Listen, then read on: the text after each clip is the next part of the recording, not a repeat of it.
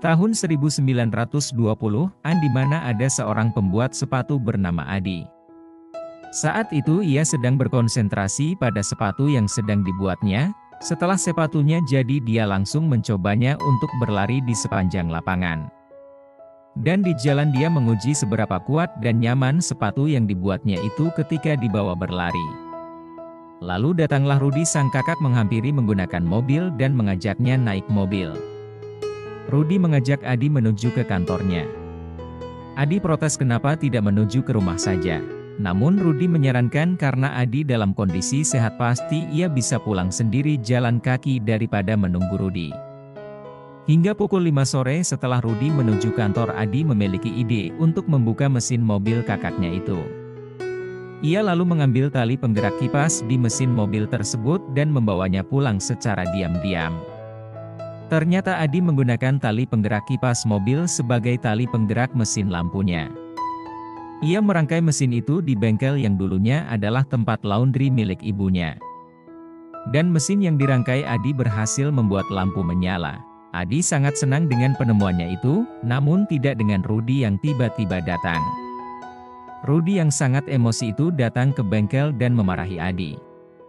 Rudi meminta tali penggerak kipas mobilnya itu dikembalikan. Pada saat itu Rudi tidak dapat menahan amarahnya hingga hampir saja ia menghajar Adi. Adi menebak mungkin terjadi hal buruk di kantor Rudi dan ternyata tebakannya itu benar. Rudi mengacau dan melakukan kesalahan di kantor sehingga ia dipecat. Semua kemarahannya itu ia lampiaskan pada Adi, bahkan ia mengatakan bahwa Adi adalah orang aneh yang bisanya hanya membuat sepatu aneh persis apa yang dikatakan oleh orang-orang. Rudi pun meninggalkan bengkelnya Adi dan Adi yang memiliki sifat tenang hanya diam dan mengambil sepatu buatannya itu. Ia berkata dalam hati jika suatu saat nanti ia akan membuktikan bahwa sepatunya akan terkenal ke seluruh dunia. Sementara itu Rudi pun pergi ke stasiun. Amarahnya yang meluap-luap itu seketika hilang saat ia tak sengaja berpapasan dengan wanita cantik yang bernama Fred. Di tengah perkenalan dengan Fred, Rudi tiba-tiba dihampiri temannya Gerber. Selain sombong, temannya itu juga suka menjelek-jelekan orang lain. Di tempat umum Gerber dengan sengaja mengejek Rudi yang baru saja dipecat dari kantor dan Gerber juga menjelek-jelekan Adi. Tidak terima dengan apa yang dikatakan Gerber, Rudi langsung memukul Gerber tanpa ampun. Namun sayangnya Gerber tidak sendiri, kondisi kini berbalik, justru Rudi yang akhirnya dipukuli oleh Gerber dibantu oleh teman-temannya.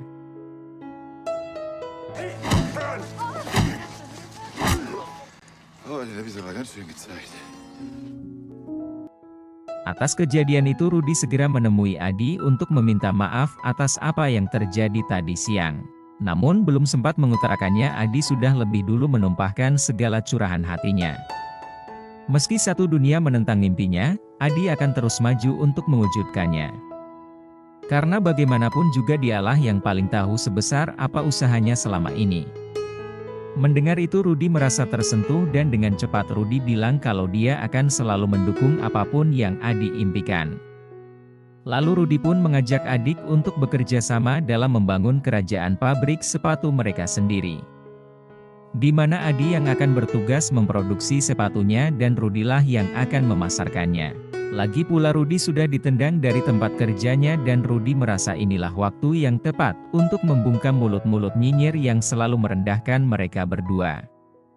Besoknya Rudi dan Adi pergi ke bank. Mereka berniat ingin meminjam uang di bank sebagai modal untuk bisnis usaha sepatu mereka.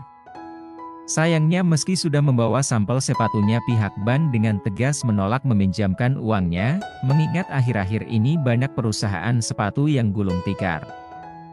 Dia takut adik dan kakak ini juga mengalami nasib yang sama.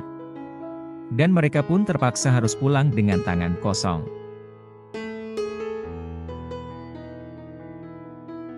Sewaktu akan pulang Rudi nggak sengaja melihat Fred sedang mengalami kesusahan. Tak ingin melewatkan kesempatan ini Rudi lantas menyuruh Adi untuk pulang lebih dulu. Sementara dirinya ingin mengantarkan Fred pulang. Di sepanjang jalan Rudy terus saja melakukan PDKT dengan Fred.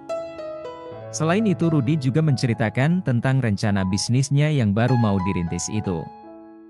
Dan disitulah baru Fred tahu tentang Puma, sebuah julukan orang-orang yang diberikan kepada Rudy karena ia suka mengacau. Namun Rudy mengelaknya karena baginya sekarang ia telah berubah. Untuk membuktikannya Rudy membawa Fred ke rumah. Dengan cepat Rudy memperkenalkan Fred dengan Adi dan mengatakan kalau Fred adalah tunangannya. Hal itu Rudy lakukan sebagai bentuk keseriusannya dengan Fred. Dan singkat cerita Rudy dan Fred pun akhirnya menikah. Di tengah pesta Fred tak sengaja melihat Rudy sedang berdansa dengan seorang wanita. Rudy kemudian berdalih ingin mengenalkan wanita itu kepada Adi namun bukannya terpesona dengan wanita tersebut, Adi malah gagal fokus dengan tamu yang Rudy undang. Di mana itu adalah pegawai bank yang waktu itu menolak mereka. Rupanya Rudy sengaja mengundangnya agar ia tahu kalau mereka adalah orang yang penting.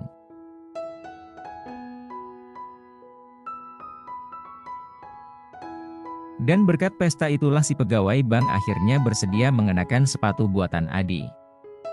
Dan langsung menguji coba ketahanannya dengan turun langsung ke lapangan bersama dengan Rudy dan Adi. Pegawai bank kemudian memuji kualitas sepatunya itu. Di tengah permainan sepak bola si pegawai bank tiba-tiba mengungkit alasan di balik pemecatan Rudy akibat kesalahannya sendiri. Tak mau disalahkan Rudy pun terus membela dirinya. Adi yang baru tahu tentang kenyataan itu pun langsung kesal.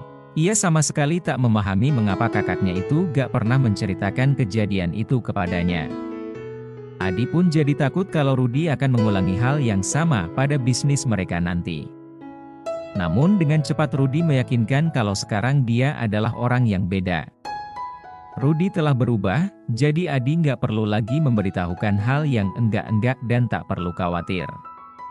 Dan keesokan harinya Rudy pun bergerak mulai menawarkan sepatunya ke berbagai kalangan.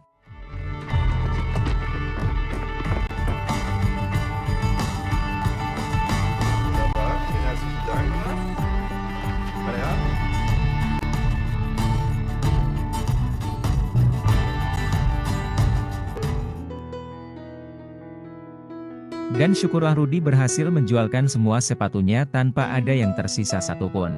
Namun kelegaan itu tidak bertahan lama karena saat ini Rudy baru saja mendapatkan kabar kalau semua sepatunya dikembalikan. Tentu saja hal itu membuat Rudy jengkel, ia kemudian menghampiri Adi. Ia mengatakan agar Adi fokus membuat sepatu normal saja, yang tidak mudah rusak, namun adik yang sangat idealis itu menolak masukan Rudy. Ia mengatakan bahwa sepatunya memang masih dalam masa pengembangan, ia masih harus mengembangkan kualitas produknya menjadi sempurna. Pusing dengan apa yang terjadi, Adi pun pergi berenang di sekitar danau dan siapa sangka Adi malah bertemu dengan seorang wanita cantik bernama Katy. Dengan secepat kilat Adi pun mengajaknya kenalan dan setelah itu mereka banyak menghabiskan waktu bersama. Adi pun lalu memperkenalkan Katy kepada Rudy dan Fred. Ia juga memperkenalkan Katy sebagai pacar yang akan segera ia nikahi. Pesta pernikahan mereka pun tiba, dan di pesta pernikahan Adi, Fred lagi-lagi melihat Rudy sedang mojok berduaan bersama dengan wanita yang sama seperti waktu itu. Hal itu lantas membuat Fred kepikiran hingga nggak bisa tidur.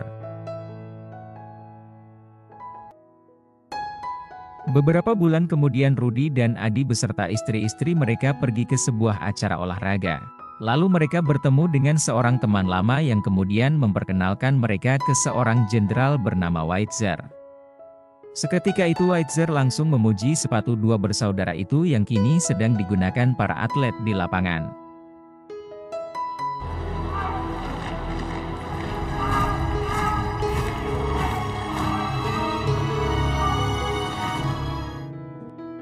Sementara itu kedua istri mereka terlihat sedang ngobrol. Lalu di tengah-tengah pertandingan Katy mengatakan rasa syukurnya akan kesuksesan suaminya yaitu Adi. Fred yang mendengar hal itu lalu ikut menimpali bahwa kesuksesan itu juga berkat kerja keras Rudy yang selalu bekerja hingga malam hari. Fred juga mulai merasa ada hubungan aneh antara suaminya Rudy dan juga Kathy. Mengingat hal tersebut, Fred tiba-tiba berkata kepada Kathy bahwa ia beruntung bekerja di perusahaan sehingga bisa bertemu Rudy lebih sering di malam hari. Kathy hanya diam bingung sekaligus terkejut dengan maksud perkataan Fred tersebut. Fred pun menyarankan agar Kathy bergabung ke pabrik supaya bisa lebih sering melihat Adi. Kathy pun lantas menuruti saran itu, ia lantas pergi ke pabrik. Rudy pun sebenarnya menentangnya, namun karena Kathy bersedia menggantikan Adi yang berhalangan menemani Rudy ke ban. Rudy pun seketika berubah pikiran. Sewaktu mau pergi mereka berpapasan dengan Fred yang baru saja datang. Dan siapa sangka sepulang dari ban mereka berhasil mendapatkan pinjaman dari ban. Adi yang mendengarnya pun langsung bersorak senang, mereka bertiga terus mensyukuri tanpa henti. Ketika sampai di pabrik, Fred malah melihat lagi keakraban yang terjadi di antara Kathy dengan suaminya. Dan detik itu juga Fred merasa cemburu lagi. Keesokan harinya Rudy dan Adi bisa mengadakan pembukaan pabrik mereka sendiri. Di mana kini mereka adalah pemilik perusahaan terbesar yang ada di kota mereka dan yang kemudian memberikan sambutan adalah Weitzer. Setelah itu Weitzer resmi membuka pabrik baru Adi dan Rudy hingga di sana mereka lalu berfoto bersama.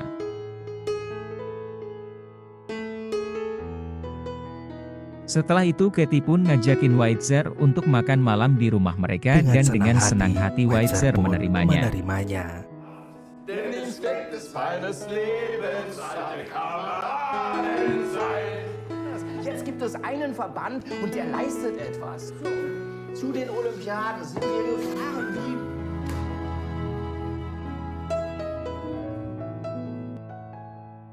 Keesokan paginya ketika Adi sedang sarapan, Kathy memberitahu Adi bahwa ia tengah hamil.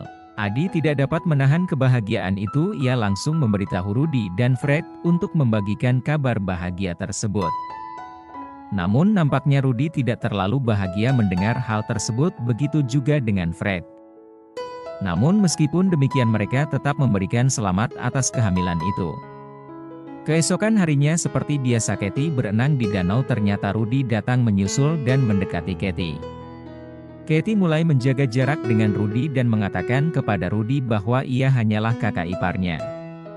Tanpa disadari Fred lewat menggunakan sepeda dan melihat Rudy sedang bersama Kathy. Namun Fred hanya diam dan memendam perasaan kecewa lalu pergi. Kemudian Fred menemui Kathy dan mengatakan bahwa selama ini ia mengetahui apa yang telah terjadi antara mereka berdua. Namun Kathy tidak terima dengan tuduhan tersebut, ia menyarankan Fred untuk memahami sifat suaminya yang memang genit, dan mudah tertarik dengan wanita cantik. Seharusnya Fred mengambil keputusan untuk meninggalkannya, atau ikut bermain dalam permainan si Rudy yang genit itu. Fred mulai gelisah dan mulai mengganggu Rudy, ia mengatakan kecemasannya secara tiba-tiba tentang anggapan orang-orang terhadap perusahaan dan jasa di dalam perusahaan. Namun Rudy tidak menanggapi kecemasan tersebut dan memilih pergi. Beberapa bulan kemudian terjadi masalah kecil di perusahaan. Adi datang memberikan solusi iklan perusahaan. Adi menganggap solusi tersebut masuk akal, namun Rudy tidak mau menerima solusi tersebut. Rudy bahkan berbicara dengan kasar hingga membuat Adi marah. Rudy pun tidak menanggapi kemarahan Adi, lalu Rudy memberikan 3 foto asli Jerman yang bisa dipilih sebagai model sepatu mereka. Namun Adi menolak semua model tersebut, Adi hanya menginginkan Jesse Owens, pelari terbaik dunia. Rudy menentang ide tersebut karena Owens adalah seorang berkulit hitam. Ia berpikir bahwa hal tersebut tidak cocok dan bisa menentang aturan pemerintahan Jerman. Musik. Adi tidak mempedulikan perkataan Rudy, lalu Adi berusaha menemui Owens. Keesokan harinya ia membawa sepatu khusus untuk Owens. Owens ternyata menyukainya dan menggunakan sepatu tersebut untuk lomba berlari. Owens menerima sepatu tersebut dan menggunakannya untuk terjun lomba.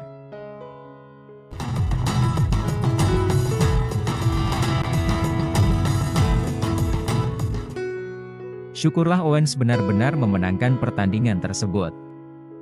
Namun di sisi lain Rudy datang membawa surat untuk adiknya yang sedang mendengarkan siaran langsung pertandingan Owens. Ternyata surat itu ialah surat panggilan dari Weder, seorang jenderal di negara itu. Keputusan Adi itu telah membuatnya marah. Rudy sama sekali tak mengerti mengapa adiknya itu begitu egois. Padahal Rudy juga sudah bersusah payah membangun perusahaan mereka dengan menjualkan 2.000 lebih sepatu. Di kantor seorang jenderal menghukum perbuatan mereka dengan menyuruh membuatkan 6.000 pasang sepatu boot setiap bulannya. Mengingat negara mereka sedang perang, apabila mereka berdua gagal memenuhi perintah jenderal itu, maka mereka harus bersiap untuk dikirimkan ke medan perang. Dengan cepat mereka pun bergerak membuatkan sepatu bootsnya. Namun sayang sepatu itu tidak menemui standar, jadinya harus dikembalikan.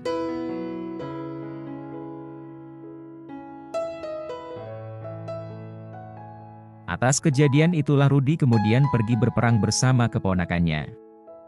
Sementara Adi mendapatkan sebuah dispensasi yang membuatnya tidak perlu turun ke medan perang. Selang beberapa waktu kemudian Adi pulang dari perang dengan selamat, tapi sayangnya kedua keponakannya telah gugur di medan perang. Tentu saja hal itu membuat Rudy mendapatkan amukan dari orang tua keponakannya.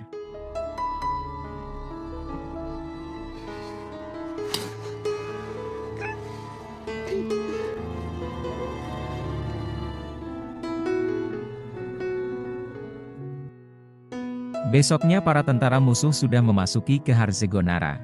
Mereka lalu ingin meledakkan pabrik sepatu Adi dan juga Rudy. Namun dengan cepat langsung dihalangi oleh Adi dan Rudy. Mereka dengan cepat memamerkan hasil sepatu buatannya. Ia kemudian menawarkan sepatu itu kepada para tentara musuh tersebut. Hingga akhirnya mereka luluh dan mengurungkan niatnya. Sebagai bayarannya juga para tentara itu akan tinggal di rumah Adi dan juga Rudy. Alhasil sekarang Adi dan Rudy tinggal dalam satu lantai yang sama. Keesokan harinya Adi dipanggil menghadap ke pemerintah. Ia diberitahu untuk segera melepaskan jabatannya di perusahaannya sekarang. Rupanya itu adalah perbuatan dari Rudy yang tidak senang dengan Adi. Dan setelah menunggu untuk beberapa saat, mereka kemudian dibebaskan dari berbagai macam tuduhan yang membahayakan perang. Sekembalinya ke rumah ketika sedang makan bersama, Fred tiba-tiba mengatakan kalau anak pertama Katie dan Adi itu adalah anak Rudy. Katie yang mendengar itu langsung protes. Ia segera menjelaskan ke Adi semua itu tidaklah benar. Sementara Rudy hanya bisa diam tak memberikan sedikit pun klarifikasinya. Dan sejak saat itulah hubungan persaudaraan di antara Rudy dan juga Adi mulai semakin pecah. Keesokan harinya di depan semua pegawainya, Rudy dan Adi mengumumkan kalau mulai saat ini mereka akan menjalankan bisnis mereka sendiri-sendiri. Dan tanpa sedikit pun paksaan, para pegawai bebas memilih untuk ikut dengan siapa. Saat itu pegawai Adi rata-rata adalah orang produksi, sementara bawahan Rudy rata-rata adalah orang marketing.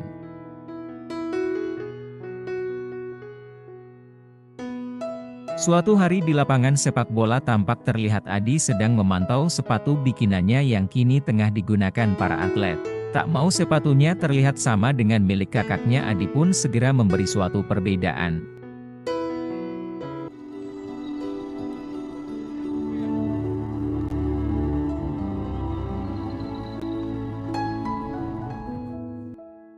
Dan setelah itu Adi kembali ke pabrik, dan betapa kagetnya Adi saat mengetahui Rudy melayangkan sebuah gugatan terhadap dirinya.